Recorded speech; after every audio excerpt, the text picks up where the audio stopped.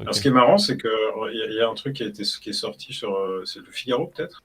Ils ont publié les moyennes de bac. Ouais. Vous avez peut-être vu passer ça, par prépa, filière et tout. Et Ouais. la plus grosse moyenne, attention, c'est pour toi, Antonin, c'était Louis Grand PCSI. Voilà.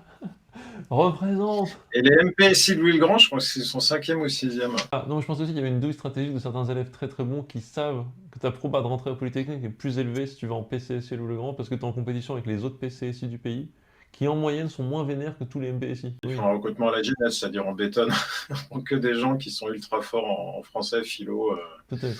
tout. Et puis les maths, bon, Ouais. les maths, on n'a plus moyen avec de toute façon, avec le bac, tu peux pas faire la différence sur ces niveaux-là du tout. En revanche, souvent, effectivement, alors c'est le profil sociologique, c'est-à-dire que les gens qui connaissent cette stratégie, c'est plutôt des gens qui viennent des grands lycées Oui. bourgeois de centre.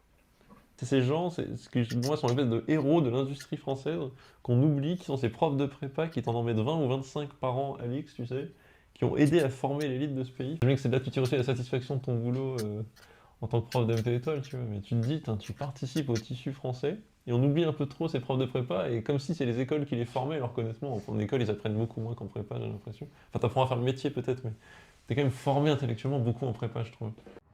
La criqui